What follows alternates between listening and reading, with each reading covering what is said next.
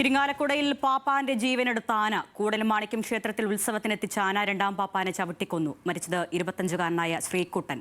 ഒന്നാം പാപ്പാൻ അമലിന് ഗുരുതര പരിക്കേറ്റു. വിവരങ്ങളുമായി ലെവിൻ കെ വിജയനുണ്ട്. ലെവിൻ, പറയാം.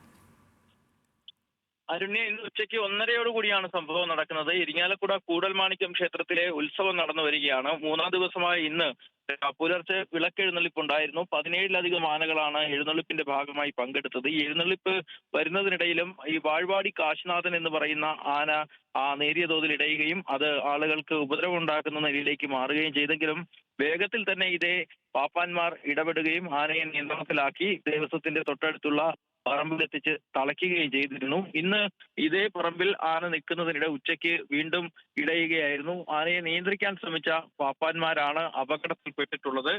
തിരുവനന്തപുരം സ്വദേശികളായ അമൽ ഒന്നാം പാപ്പാനാണ്, ശ്രീകുട്ടൻ രണ്ടാം പാപ്പാനാണ്.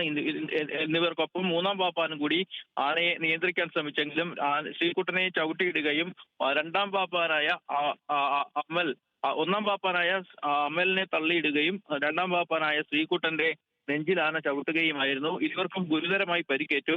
മറ്റുള്ള ആളുകളും എലഫന്റ് സ്ക്വാഡും ചേർന്നുകൊണ്ട് ഈ ആളുകളെ വേഗത്തിൽ രക്ഷപ്പെടുത്തി ഇരിങ്ങാലക്കുട താലൂക്ക് ആശുപത്രിയിൽ എത്തിച്ചെങ്കിലും നെഞ്ചിൽ ഗുരുതരമായി പരിക്കേറ്റ ശ്രീകുട്ടൻ മരണപ്പെടുകയായിരുന്നു. മൂന്നാം പാപ്പാനും സാരമായിട്ടുള്ള പരിക്കുകൾ ഉണ്ട് എന്നുള്ളതാണ് പറയാൻ കഴിഞ്ഞിട്ടുള്ളത്.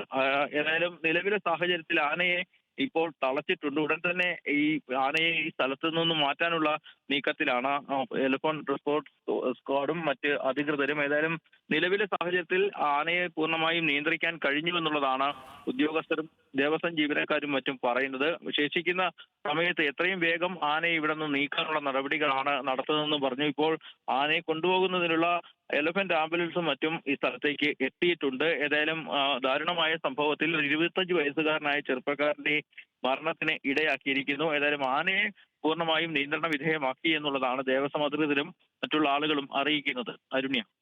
ശരി ലെവിൻ, എന്തായാലും സംസ്ഥാനത്ത് നിന്ന് ആനക്കലിയിൽ നഷ്ടമാകുന്ന രണ്ടാമത്തെ ജീവനാണ്. 25 വയസ്സുകാരൻ ശ്രീകുട്ടനാണ് മരിച്ചത്. കൂടൽമാണിക്യം ക്ഷേത്രത്തിൽ ഉത്സവത്തിനെത്തിച്ച ആനയാണ് ഇടഞ്ഞത്. ലെവിൻ കെ വിജയനാണ് വിവരങ്ങൾ നൽകിയത്.